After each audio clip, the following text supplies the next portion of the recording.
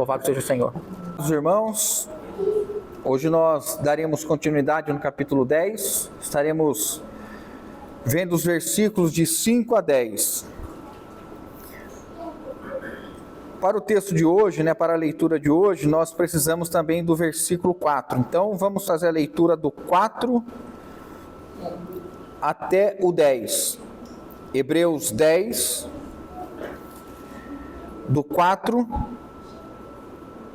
até o 10. Eu vou ler, peço que os irmãos acompanhem. Porque é impossível que sangue de touros e de bodes remova pecados. Por isso, ao entrar no mundo, diz: sacrifício e oferta não quiseste, antes corpo me formaste. Não te deleitastes com holocaustos e ofertas pelo pecado. Então eu disse: eis aqui estou. No rolo do livro está escrito a meu respeito, para fazer, ó Deus, a tua vontade. Depois de dizer, como acima, sacrifícios e ofertas não quisestes, nem holocaustos e oblações pelo pecado, nem com isto te deleitastes, coisas que se oferecem segundo a lei. Então acrescentou: eis aqui estou para fazer, ó Deus, a tua vontade. Remove o primeiro para estabelecer o segundo. Nessa vontade é que temos sido santificados, mediante a oferta do corpo de Jesus Cristo, uma vez por todas. Pai bendito, em nome de Jesus, nós rogamos pela ação do Teu Santo Espírito, que o Senhor nos conceda Espírito de sabedoria, revelação, que o Senhor possa ministrar a cada um de nós, dando discernimento para aquilo que eventualmente não seja do Senhor. Concede-nos graça nessa noite, concede-nos um coração como uma boa terra para receber a Tua bendita palavra e multiplicar a 30, 60, 100 por 1, Senhor. Queremos que a palavra produza frutos para a eternidade, em nome de Jesus. Então nós estamos seguindo nesse capítulo 10, antecedido pelo 9, que vem destacando a obra redentora, a obra redentiva do nosso Senhor e trazendo, irmãos, detalhadamente, o autor vem trazendo detalhadamente a questão e a comparação do sacrifício da antiga aliança, ou sacrifícios da antiga aliança, o sistema de sacrifícios da antiga aliança e o sacrifício de Jesus. O capítulo 9, então, ele vem mostrar aquilo que nos é dito com ênfase a respeito da expiação. A poderosa expiação do nosso Senhor Jesus Cristo, mediante a sua morte, o derramamento do seu sangue. E ele termina então o capítulo 9 mostrando isso. Quando ele entra no capítulo 10, que nós vimos na semana passada, ele ainda traz essa questão da comparação. Olha, na antiga aliança, ano após ano, o sacerdote ou o sumo sacerdote fazia o sacrifício pelo povo, e isso era a memória ou o fato deles relembrarem que eles estavam em dívida com Deus. Ano após ano, porque os sacrifícios não tinham o poder de purificar a consciência do pecado. Então, ano após ano, no dia da expiação, quando o sacerdote aspergia o sangue pelo povo, o que eles lembravam? Nós estamos em dívida com Deus. E no ano seguinte, novamente, o sumo sacerdote, quando fazia novamente o sacrifício pelo povo, o povo se recordava que eles estavam em débito com Deus. E que eles não tinham o poder, a capacidade de ter a consciência purificada. Lembrando que o sacrifício, à época na antiga aliança, era cerimonial. A purificação era exterior. E o que acontecia, irmãos, diferentemente da nova aliança, é que eles faziam os sacrifícios, mas não tinham essa dádiva de não se sentirem acusados. E como nós temos na nova aliança, que não há mais memória dos nossos pecados. Nunca, jamais, me lembrarei dos vossos pecados. Então, nós vivemos na nova aliança com essa dádiva de termos a nossa consciência purificada, E vimos nas reuniões anteriores as palavras que o autor usa, inspirado pelo Espírito Santo, palavras para não deixar dúvida, Aniquilarei o pecado, nunca, jamais me lembrarei. São questões que o Espírito Santo precisa gravar em nós. Então, quando ele segue agora no capítulo 10, ele vem mais uma vez mostrando isso. O 4, porque é impossível que sangue de touros e de bodes remova pecados. No 5, por isso, ao entrar no mundo diz, sacrifício e oferta não quiseste, antes corpo me formaste. Há um contraste aqui, irmãos, do versículo 4 para o 5, em termos de cenário. É como se nós estivéssemos olhando para esses touros, esses bodes, e o cenário, irmãos, é um cenário de sangue. É um cenário em que há, de certa maneira, um visual de morte, porque era assim que no tabernáculo era o ambiente do átrio. Quando o ofertante entrava ali, passava pela cortina, entrava no átrio e se encontrava com o sacerdote que o recebia, e ele estendia a mão sobre o animal, se identificando com o animal, e então o sacerdote fazia o sacrifício. O sangue, irmãos, ele é espalhado, por mais cuidadoso que seja o sacerdote, o sangue se espalha. E no ambiente de morte, existe o cheiro da morte, não é? O cenário que ele coloca aqui para nós é que nós estamos na terra, olhando o santuário, o templo, o santuário pelo átrio, mas no versículo 5 é como se o diretor de um filme pegasse a câmera e erguesse e nos levasse a olhar o céu. Porque ele começa no 5 dizendo, por isso, ao entrar no mundo. Ele está fazendo referência à encarnação de Cristo, que desce do céu, se esvazia e assume a forma humana, recebe carne e sangue, se encarna.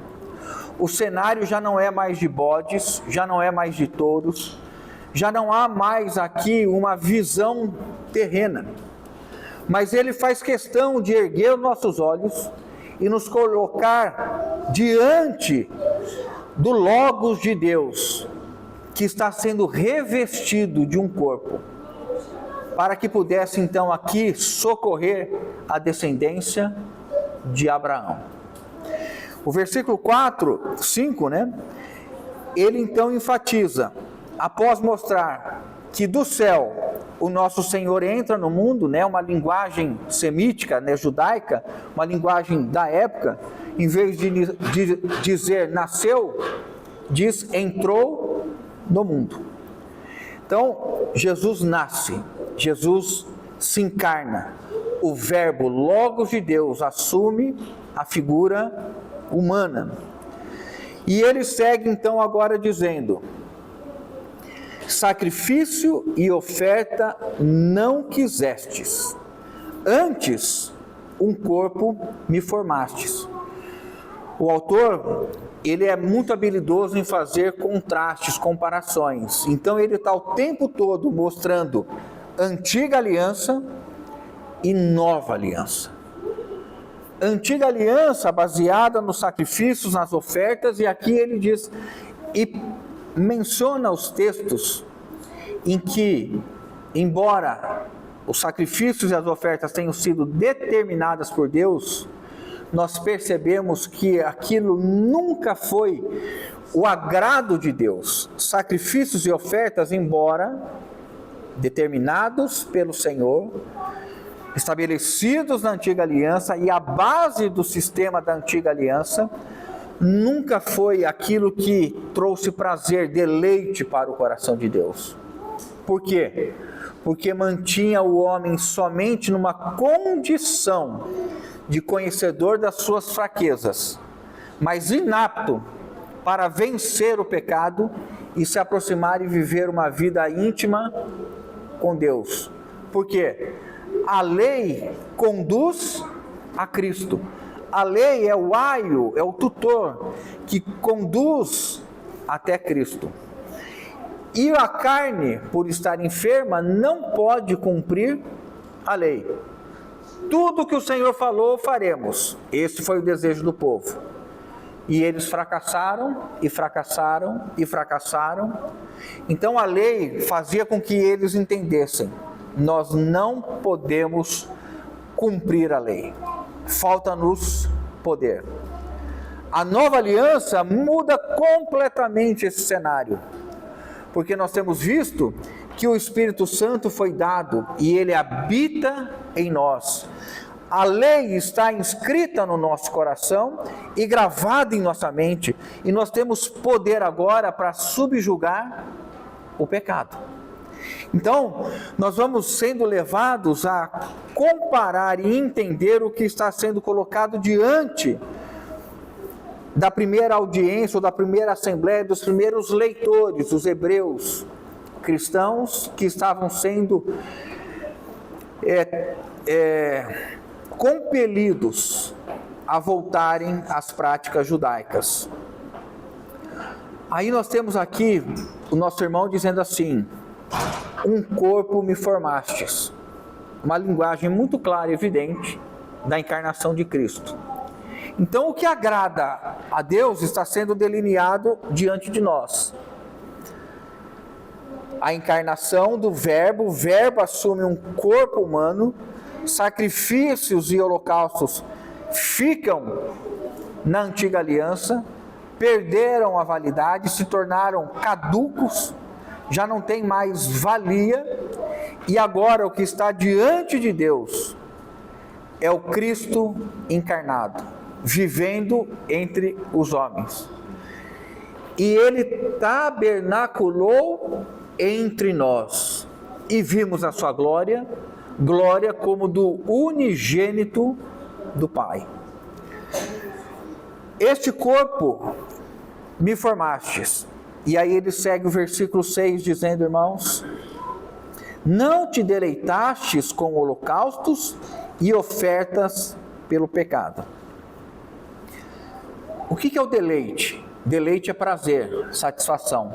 Embora haja uma determinação de Deus, o autor nos mostra que Deus não tinha um deleite, Deus não tinha um agrado, Deus não tinha um prazer. Era algo necessário. Mas o desejo de Deus, sempre, irmãos, foi Cristo. O Verbo, o Logos, vindo ao mundo para socorrer a descendência de Abraão.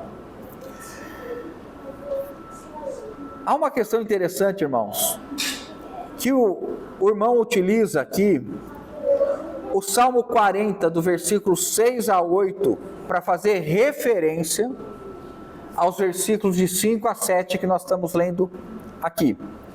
Então eu vou pedir aos irmãos para nós olharmos o Salmo 40. Salmo 40.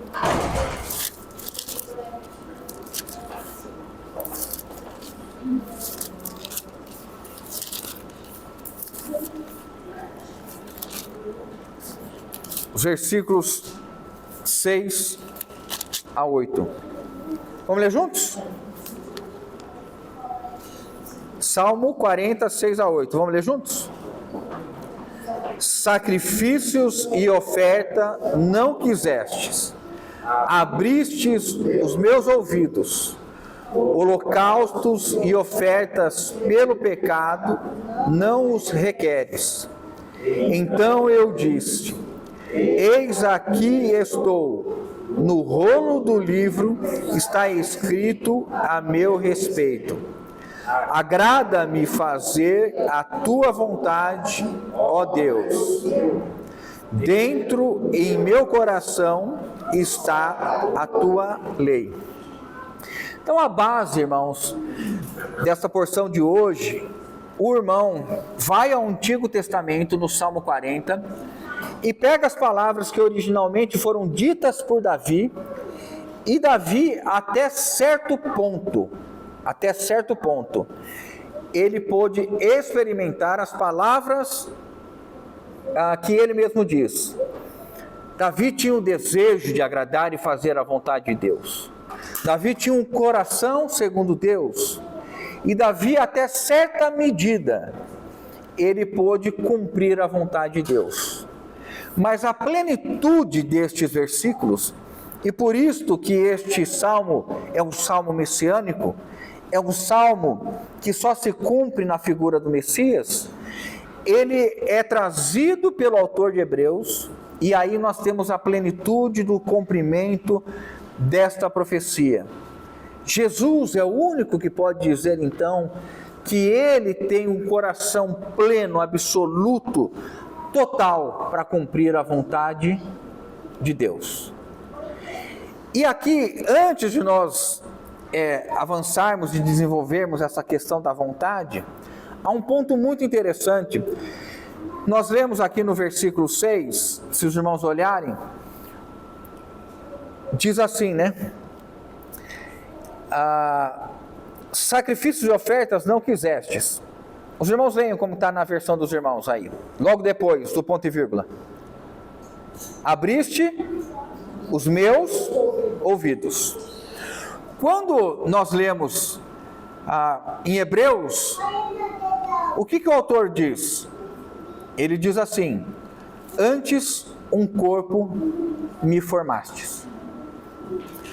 O autor, ele está utilizando o texto da Septuaginta, onde os tradutores, ao lerem o texto hebraico que nós estamos lendo aqui, ouvido-me abristes, eles traduziram um corpo me formastes. De certa maneira, há uma conexão, porque quando você pode utilizar como uma figura de linguagem a figura de uma parte para se referir ao todo, como é dito aqui, se um ouvido foi aberto, qual é o primeiro pensamento que nos ocorre? Para que se tem um ouvido? Qual é a finalidade do ouvido? Ouvir. Então, quando é dito, um ouvido me abristes, o que está sendo enfatizado? Que existe um corpo, o ouvido estaria aleatório, voando, o ouvido estaria em um corpo. E qual é a finalidade do ouvido? Ouvir. O que o Salmo diz, o que Davi está enfatizando? Que ele recebeu de Deus ouvido para ouvi-lo. E quando o autor de Hebreus utiliza a versão traduzida do hebraico para o grego, houve a tradução da palavra ouvido para corpo. Com qual sentido? De que no corpo há ouvidos para ouvir a voz do Senhor. Este é meu filho amado, em quem me comprazo, a ele ouvi. De certa maneira, irmãos, embora haja uma distinção nas palavras, a finalidade é capaz de retratar o mesmo propósito. Um corpo com ouvidos para ouvir o Senhor. Então Jesus está dizendo que ele recebeu um corpo e que agora ele pode viver por meio deste corpo para satisfazer plenamente a Deus. Algumas passagens os irmãos se recordam, né? E os nossos irmãos eruditos no estudo, buscando entender e compreender essa questão do ouvido, né? Por que o ouvido? E eu não me detive, já adiantei e já falei para os irmãos, né? Eu deveria seguir a lógica aqui até nós concluirmos que ouvido é para ouvir, mas nós já sabemos todos que ouvido é para ouvir. Mas há algumas alusões interessantes sobre ouvidos. Uma que os irmãos conhecem é a respeito da lei do servo, que depois de 6 anos o servo poderia no 7º ano ser posto em liberdade, não é? Tá certo esse prazo? Se eu errei o prazo, me corrija, irmão. E aí este servo diz assim para o seu senhor: olha, eu amo, isso está em Êxodo 21, 5, 6. Porém, se o escravo expressamente disser: eu amo meu senhor, minha mulher e meus filhos, não quero sair forro, então o seu senhor o levará aos juízes e o fará chegar à porta ou à ombreira, e o seu senhor lhe furará a orelha com uma só vela, e ele o servirá para sempre.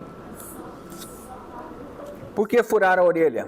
Um sinal de que os ouvidos pertencem ao Senhor. Um servo, para ser um bom servo, precisa ter a capacidade de ouvir a quem? O seu Senhor.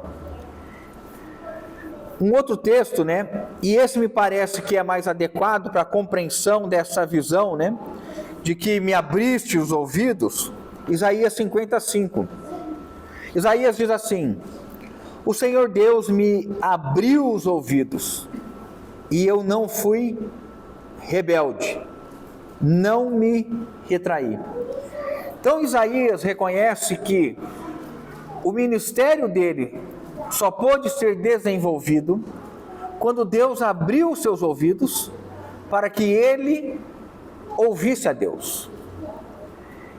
E isso nos faz, irmãos, meditar e refletir se os nossos ouvidos têm estado abertos à voz do nosso amado Senhor. Um pouco mais à frente nós vamos falar mais a respeito disso. Aqui quando o texto nos diz, irmãos, que sacrifícios e ofertas, né, não te deleitastes, não quisestes. E no 6 ele fala assim, holocaustos e ofertas, né? Então no 5, sacrifícios e ofertas. E no 6, holocaustos e ofertas ou oblações. O que o irmão autor do nosso texto diz e faz? Ele pega todos os tipos de sacrifícios, do sistema sacrificial e diz assim: a totalidade deste sistema não agradava, não satisfazia o coração de Deus. Não é só sacrifício, não é só oferta de cereal, não é só holocausto, não é oblações, qualquer tipo. E aqui ele encerra então, debaixo desta visão, tudo que a antiga aliança conseguia produzir no ápice, não era capaz de gerar uma plena satisfação do coração de Deus. No versículo 7, irmãos, ele segue dizendo assim: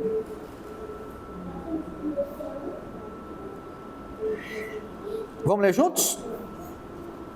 Então, eis aqui estou, no rolo do livro está escrito a meu respeito. A vontade, vamos ler coordenados, que eu atrapalhei os irmãos, tenho que confessar que eu comecei e abandonei os irmãos, isso não se faz. Então eu vou ler junto com os irmãos até o final, iremos a plenos pulmões. Certo, irmã Júnia? Então vamos juntos. Então eu disse: eis aqui estou, no rolo do livro está escrito a meu respeito, para fazer, ó Deus, a tua vontade. Este salmo foi emprestado do Salmo 40 de Davi. Mas agora, irmãos, vejam quem está dizendo. Então eu disse. Quem é este eu disse? É uma figura ao nosso Senhor Jesus Cristo. Ele que está dizendo, então eu disse, eis aqui estou. Davi disse isso em figura. Jesus está dizendo no cumprimento, na realidade. Davi dizia isso em potencial. Jesus é a plenitude daquele que revela a capacidade absoluta e plena de cumprir a vontade de Deus. Eis aqui estou. No rolo do livro está escrito a meu respeito. Quando Davi disse isso, possivelmente, o autor de Hebreus não detalha a qual rolo ele está fazendo referência, ou a qual rolo Davi fez referência. E nem Davi, quando escreveu, fez referência, mas nós sabemos que Davi estava fazendo uma referência ao Pentateuco, aos livros de Moisés. Em especial, irmãos, quando Jesus adota aqui essa pronúncia, a qual rolo então Jesus estaria fazendo? Claro que é a todo o Antigo Testamento. Jesus diz assim: Moisés disse a respeito de mim, os profetas falaram a respeito de mim, os salmos dizem a respeito de mim.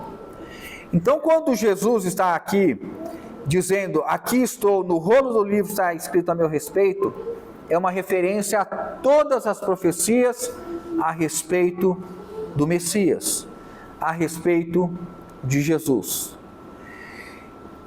Para quê, irmãos?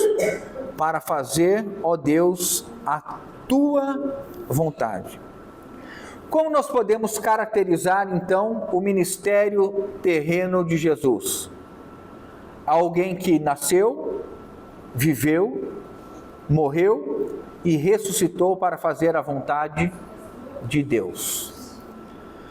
Essa frase, eis que estou para fazer a tua vontade, implica tanto no ministério terreno de Jesus, quanto no ministério celestial do nosso Senhor.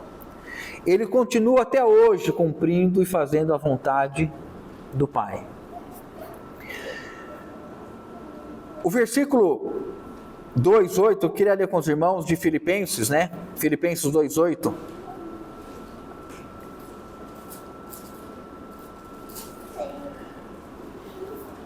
Para nós termos um vislumbre, como que Jesus cumpriu a vontade de Deus. Filipenses 2:8. Assim mesmo, quem? Jesus. Assim mesmo se humilhou, tornando-se obediente até a morte, e morte de cruz. Irmãos, Jesus, para cumprir a vontade plena de Deus, ele teve que ser um homem obediente. E obediente até que momento? Até a cruz, até a morte, e morte de cruz. Para que Jesus pudesse então experimentar a vontade de Deus, ele teve que viver uma vida abnegada. Ele teve que viver uma vida de rejeição do seu, se for permitido nós pensarmos assim, né? Abrindo mão. Claro que não dá. Nós só vamos ser possível, nós só teremos possibilidade de ver um momento de distinção em que Jesus coloca na noite, na última noite no Getsemane, quando ele diz assim: Pai, se possível, passa de mim este cálice. No entanto, não seja feito como eu quero, mas como tu queres. Então aqui é o único momento que nós encontramos Jesus dizendo: a minha vontade, se fosse possível, seria não padecer desta maneira, de não ser levado à exaustão como deve acontecer. Mas, em hipótese nenhuma, Pai, em momento algum, que o Senhor se incline à minha vontade, mas que eu me incline à sua vontade. E assim o Senhor realize a tua vontade, ainda na minha morte. Para que Jesus pudesse então experimentar a vontade de Deus, ele aprendeu a obedecer. E a obediência a Deus traz sofrimento. Nenhum servo, nenhuma serva de Deus, jamais poderá ser obediente a Deus sem experimentar sofrimento. É incompatível com o chamado e a caminhada da vida cristã obedecer a Deus sem experimentar sofrimento. O caminho cristão, ele exige experiências de sofrimento. O caminho todo, não. Um longo percurso, sim, mas não o caminho todo. E esse sofrimento se dá em especial por quê, irmãos? Porque a nossa carne milita contra o Espírito. O sofrimento maior se dá na esfera das nossas emoções, no nosso ego, na esfera das nossas vontades. E quando nós somos confrontados com a cruz e optamos em obedecer a vontade de Deus, a cruz ela vai nos matar. E isso traz sofrimento. Vamos seguir? Eu vou deixar para aprofundar um pouquinho a respeito disso, irmãos. Mais no trecho final. Versículo 8. Depois de dizer, voltamos para Hebreus, tá? Hebreus 10:8. Depois de dizer, como acima, sacrifícios e oferta não quisestes, nem holocaustos e oblações pelo pecado, nem com isso te deleitastes. 9. Vamos ler juntos? Então acrescentou: eis aqui estou para fazer, ó Deus, a tua vontade. Primeiro. Então, aqui, e novamente, nós aprendemos com a Bíblia, aprendemos com os autores bíblicos, o quanto um assunto, para ser bem aprendido, ele é repetido, ele é enfatizado. Ele havia já dito a respeito de que sacrifício e ofertas, holocaustos e oblações não agradam ao Senhor, e ele volta agora para dizer o seguinte: depois de dizer, como acima, ele mesmo diz assim, já disse, sacrifício e ofertas não quiseste, nem holocaustos e oblações, nem com isso te deleitastes, coisas que se oferecem segundo a lei. Veja o cuidado do irmão. Ele diz: olha, entendam que a lei de Deus estabeleceu isso. Nós não temos a condição de dizer que isso não era necessário. Era da lei. Mas a lei está caduca. O sistema ficou para trás. E aí o 9, ele diz assim, irmãos? Eis aqui estou. Quem é esse que está dizendo, eis aqui estou para fazer, ó Deus, a tua vontade? Jesus. Remove-se o primeiro. Do que ele está falando? Do sistema sacrificial. E estabelece o segundo. Qual é a característica, irmãos, da morte de Jesus? 3 pontos importantíssimos, irmãos, para nós pregarmos o Evangelho, para nós estarmos conscientes da nossa fé, para nós ensinarmos as pessoas. A morte de Jesus, ela é sacrificial. A morte de Jesus não é decorrência de uma política em que Roma quis matar um rebelde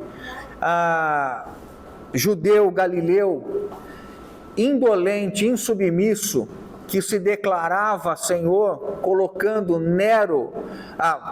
César numa condição inferior. Jesus não foi morto pela política, Jesus não foi morto pela religião, Jesus foi sacrificado. A morte de Jesus é sacrificial. Hoje a teologia liberal, a teologia humanista, tenta somente abordar que Jesus foi morto, o opressor matando o oprimido, a classe dominante matando a classe dominada. Então eles utilizam a figura de Jesus, trazendo aspectos políticos, culturais, sociais, para dizer que Jesus, ele representa a morte de todos os oprimidos. Não, irmãos.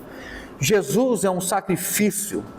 Jesus morreu como Cordeiro de Deus para redimir o homem de todo pecado. Jesus não morreu pela política, Jesus não morreu pela religião, Jesus não foi morto porque quiseram matar. Jesus foi enviado, foi encarnado com uma missão específica. Eis o Cordeiro de Deus que tira o pecado do mundo. É no sacrifício de Jesus que a humanidade encontra remissão.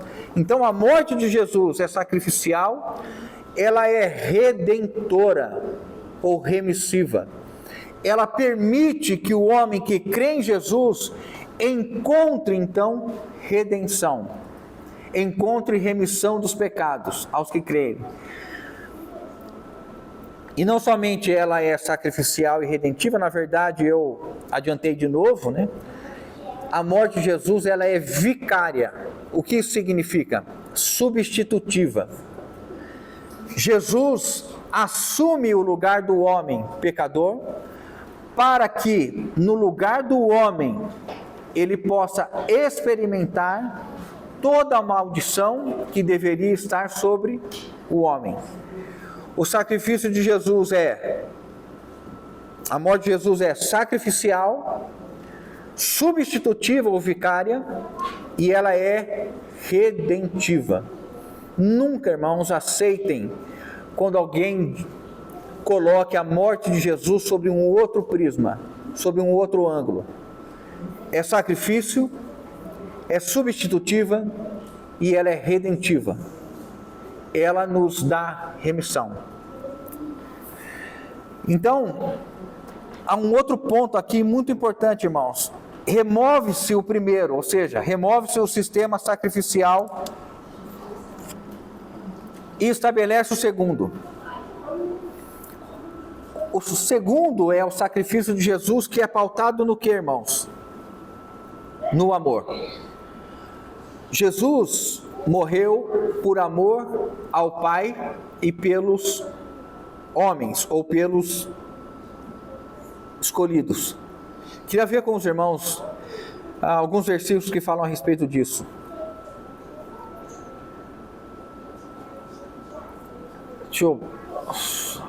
Vamos ler João 14, 31. João 14, 31.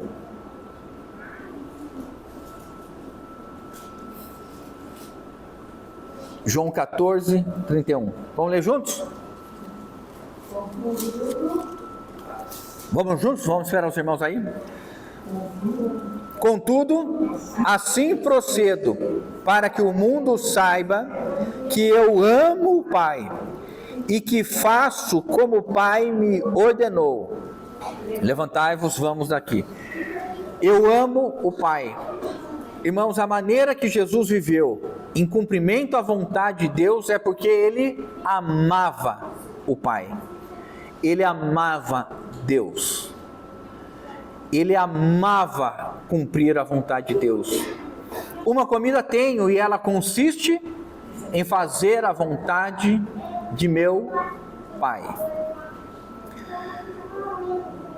Então, queria só colocar isso para os irmãos, quando está falando assim, remove-se o primeiro, estabelece o segundo.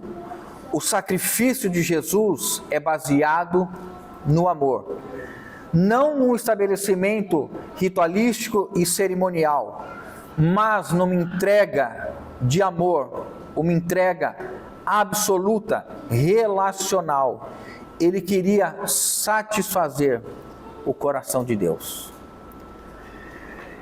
Então, quando nós falarmos a respeito do sacrifício de Jesus, o elemento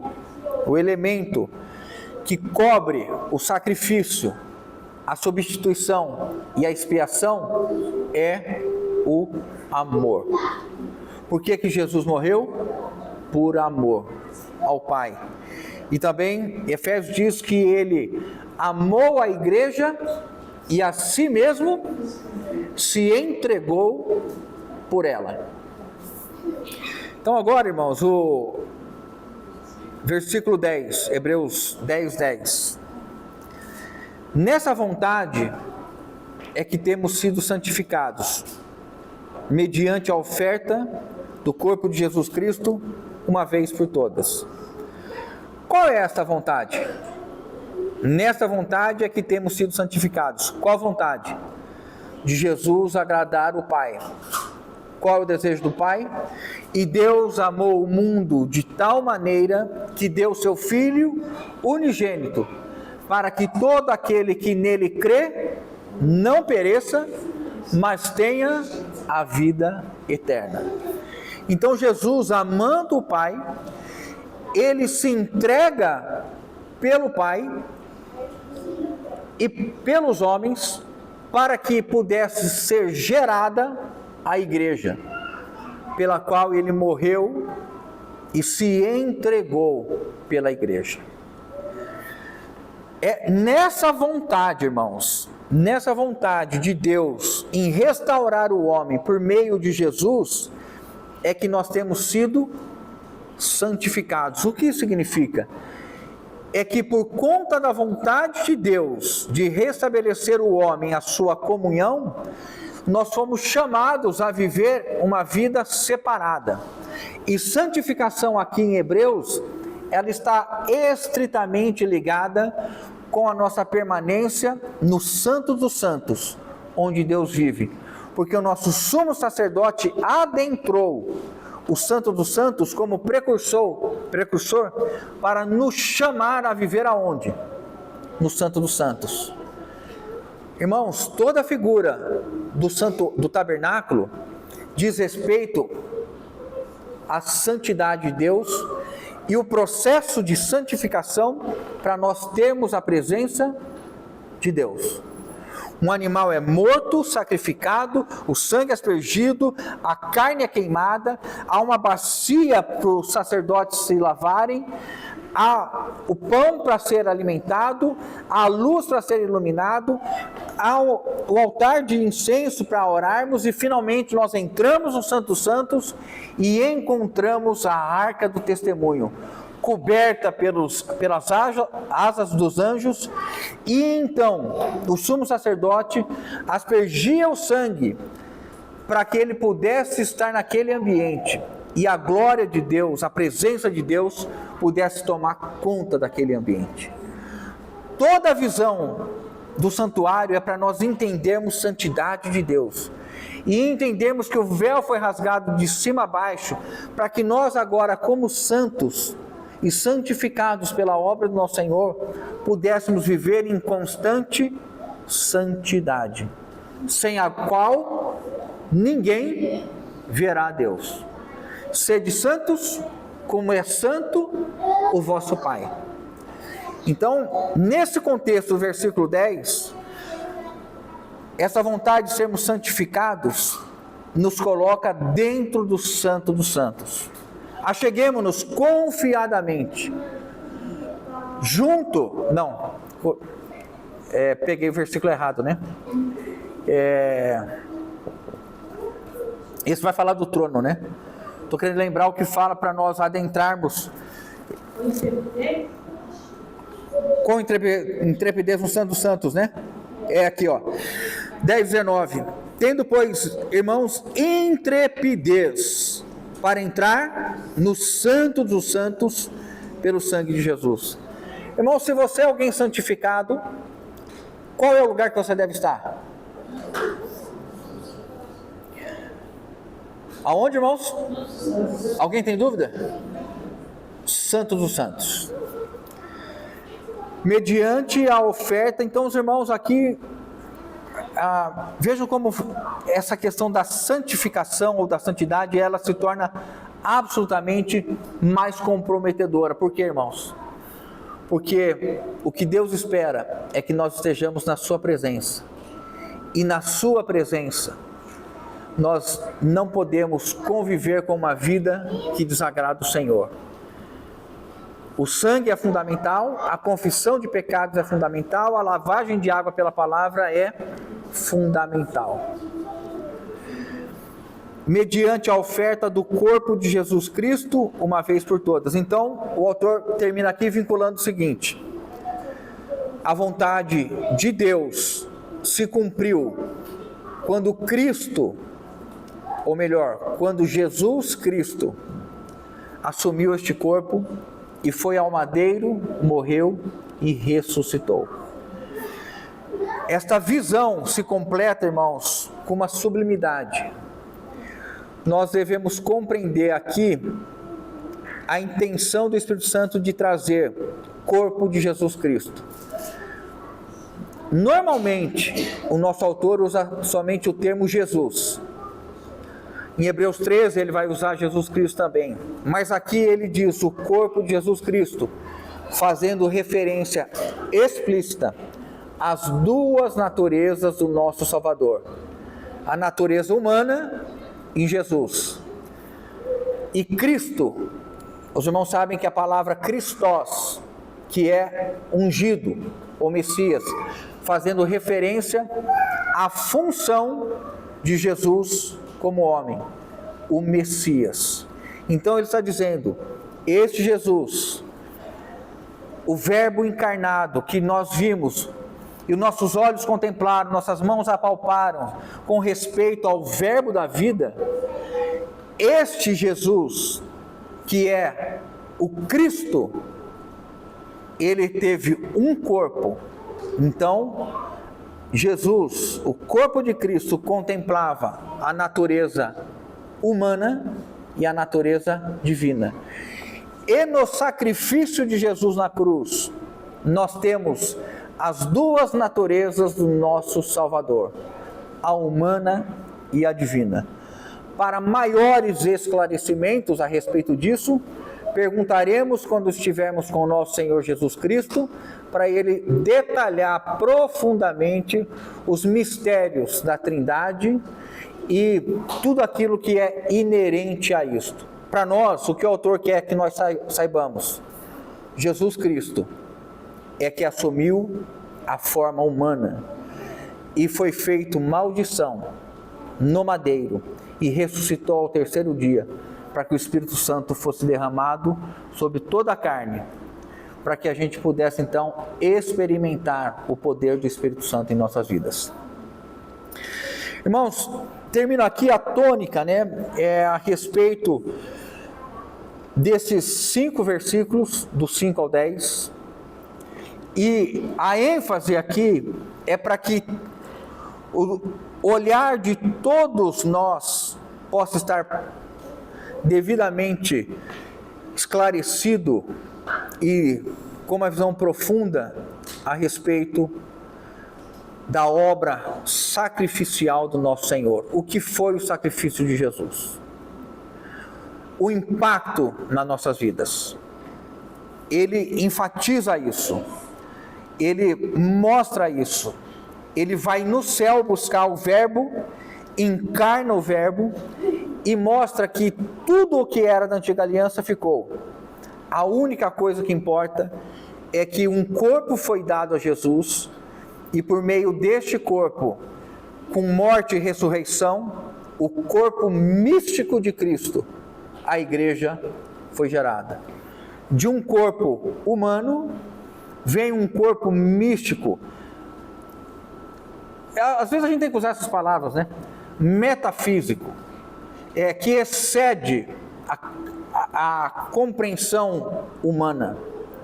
Místico no sentido que não é perceptível aos sensos humanos, aos sentidos humanos.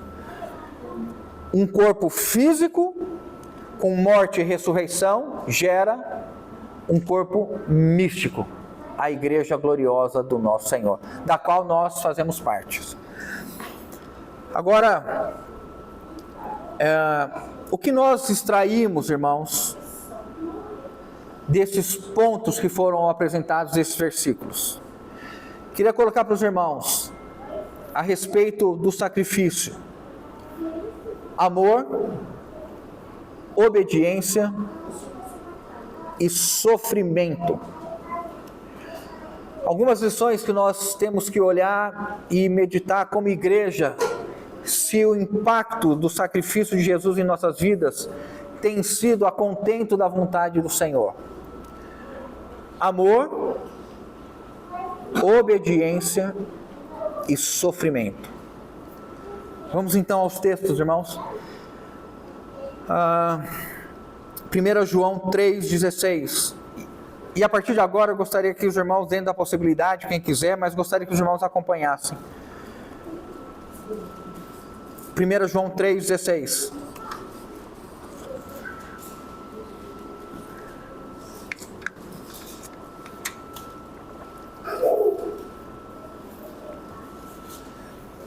Nisto conhecemos, vamos juntos? Nisto conhecemos o amor, que Cristo deu a sua vida por nós, e devemos dar a nossa vida pelos irmãos. Você ergueria os dois braços e ficaria em pé e daria um glória a Deus, aleluia, pelo sacrifício de Jesus para você? Sim? Todo mundo se alegra com o fato de Jesus ter se sacrificado por nós? Sim? Você gostaria de olhar nos olhos do irmão e falar assim: Jesus se sacrificou por você? Se nós tivéssemos esse hábito, né? Nós não temos isso aí. Você gostaria, irmãos? Agora, irmãos, continuemos lendo o versículo. E devemos dar a nossa vida pelos irmãos. Aqui a Bíblia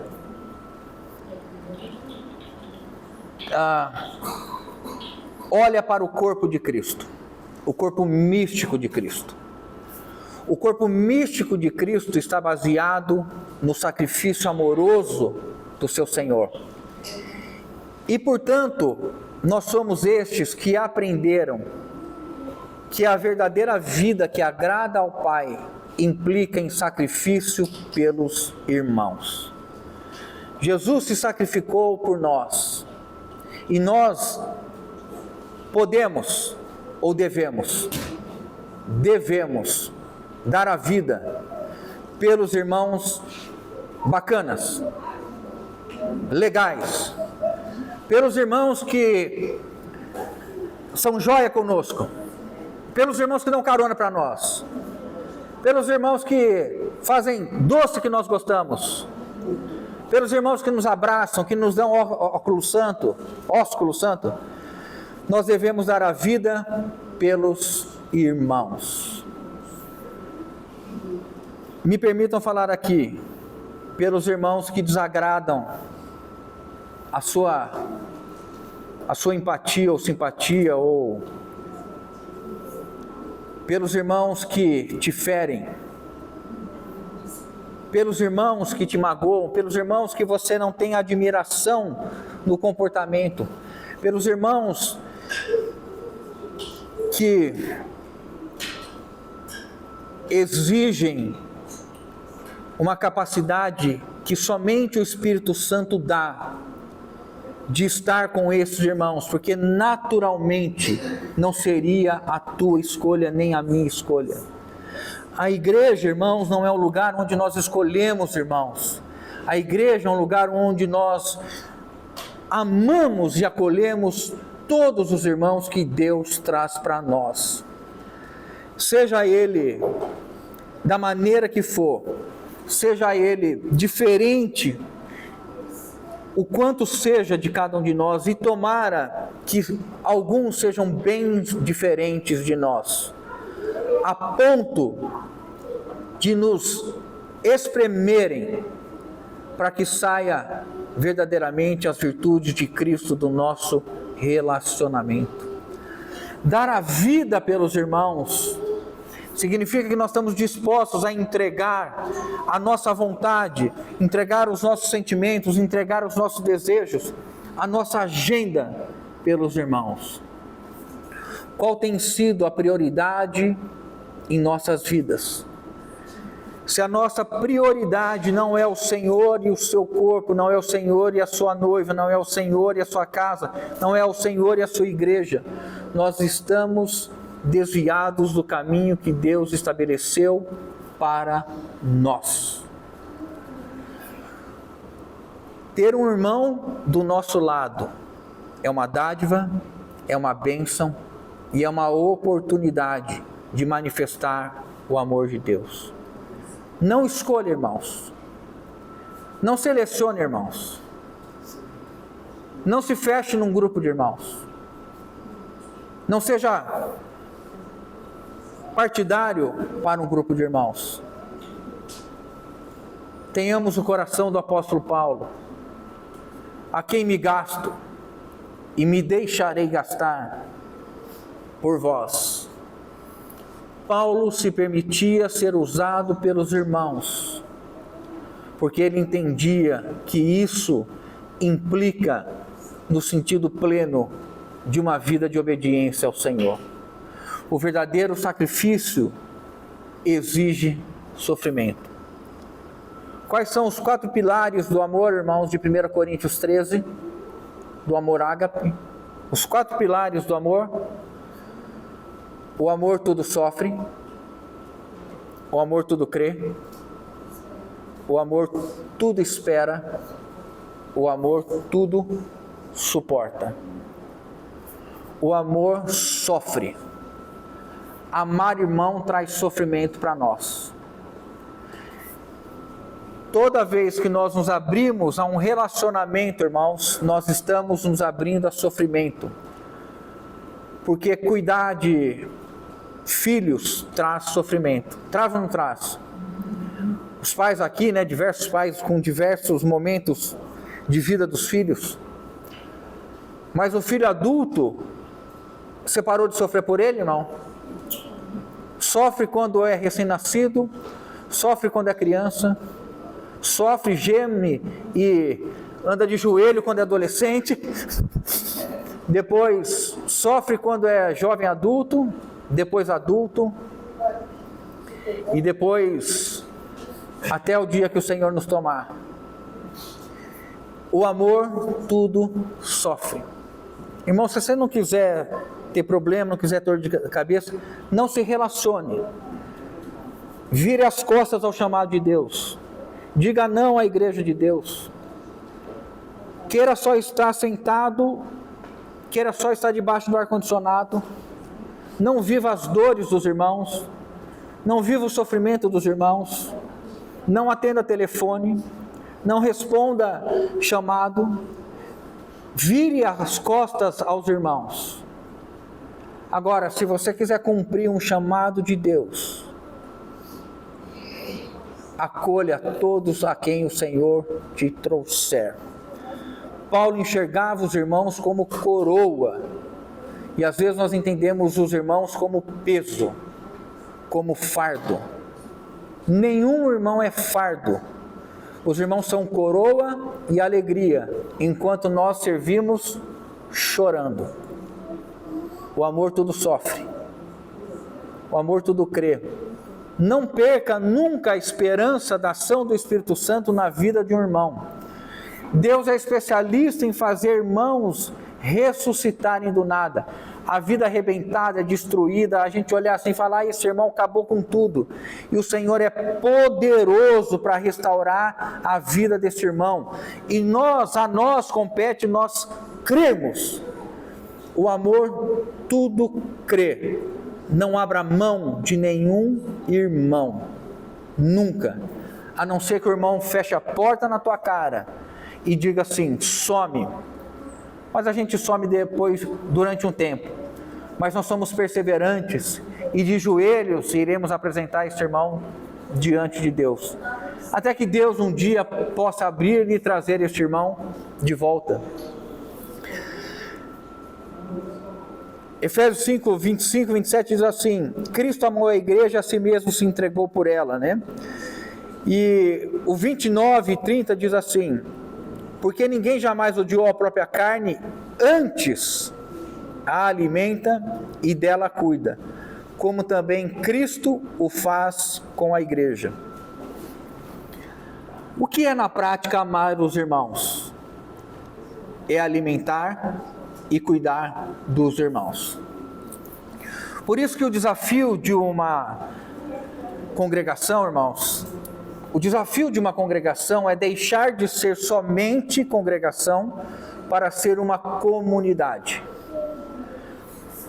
O que eu estou usando aqui temporariamente no sentido de congregação é a capacidade que nós temos de nos reunir. É nesse sentido que eu estou falando de congregação. Isso nós conseguimos até nos mobilizar, conseguimos fazer isso. Não estou dizendo que não há relevância, importância nas reuniões, pelo contrário, as reuniões, o congregar é fundamental, é importante. Há reuniões onde há ministração de dons, há reunião onde há exposição da palavra, há reunião de oração, há reunião onde nós temos a ceia. As reuniões, nesse sentido, são fundamentais. O que eu estou dizendo é que uma congregação, uma assembleia, não ser somente uma assembleia. Quem mora em prédio aqui? Ninguém mora em prédio? Às vezes você entra no prédio, já não entra mais. Tinha, né? Antigamente tinha assim, no prédio tinha assim: assembleia ordinária dia tanto, dia tal, horário tal, não é? Naquele dia, o que acontecia? Todo mundo se reunia no salão para discutir as coisas. E depois, irmãos, cada um ia viver a sua vida. E o do 7º andar segurava 15 minutos o elevador no horário de pico, porque o filho dele está atrasado e ele está com uma mão no elevador e a outra gritando: vem, vem, vem, e 15 minutos o pessoal esperando para pegar o elevador. Isso é a assembleia. O que é uma comunidade, irmãos? É quando nós estamos unidos em uma comum união. Nós estamos unidos em Cristo, que foi o hino, um dos hinos que nós cantamos. E olhando para Cristo, iremos lado a lado com os irmãos edificar a sua igreja. Alimentar e cuidar, irmãos, é a nossa responsabilidade. Pergunte a você diante do Senhor: Senhor, irmãos, pergunte e obtenha a resposta do Senhor: Senhor, quem é ou quem são os irmãos que eu tenho cuidado e alimentado?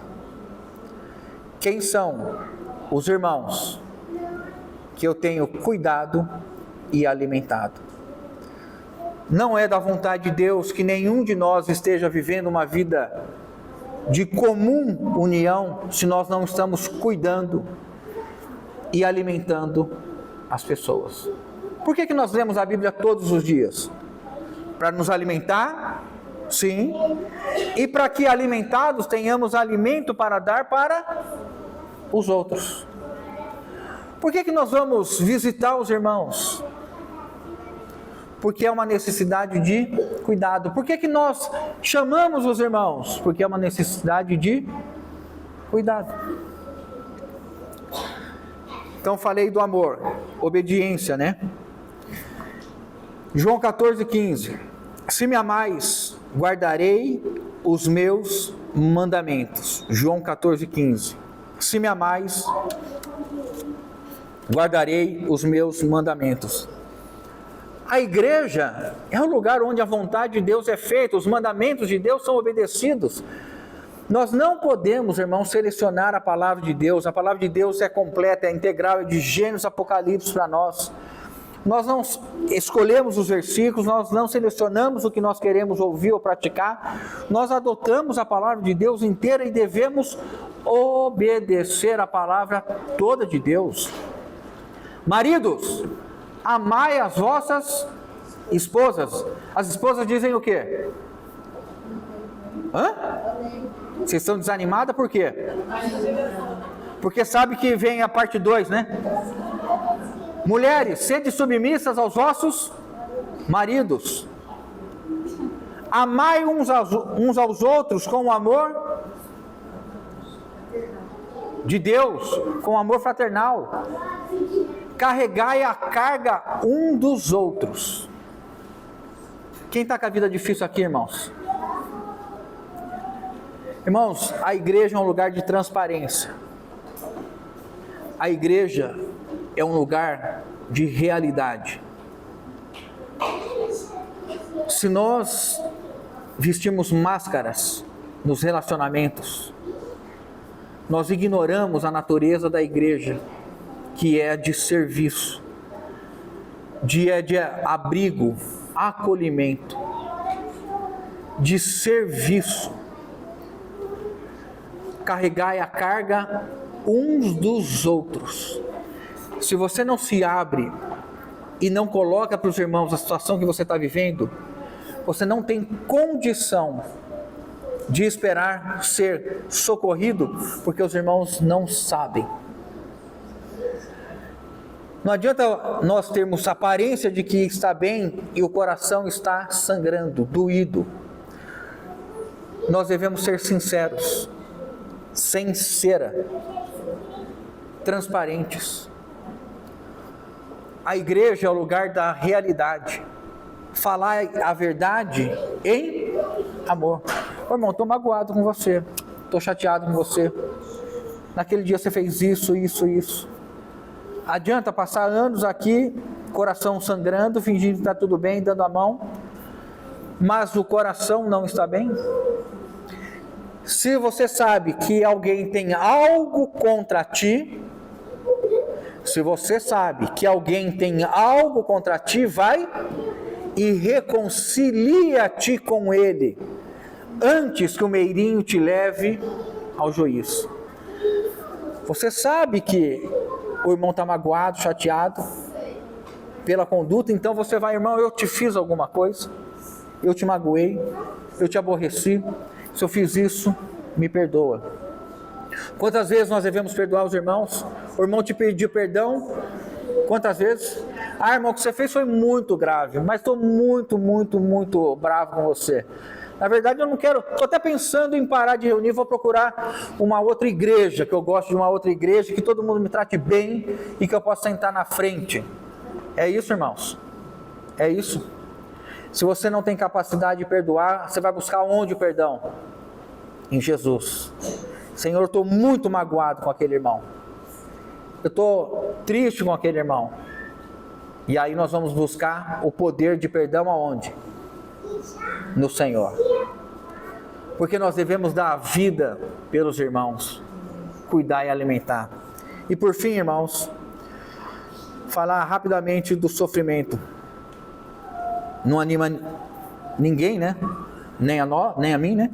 Mas é a palavra de Deus para nós. Romanos 8,17, poderemos ler juntos? E termino aqui. Ora, Romanos 8,17. 8:17. Ora, se somos filhos, somos também herdeiros, herdeiros de Deus e co-herdeiros com Cristo. Se com Ele sofremos, também com Ele seremos glorificados. Paulo, quando escreve essa epístola, cerca de 30 anos da morte de Jesus, e ele diz assim: se com Ele sofremos. O que isso significa?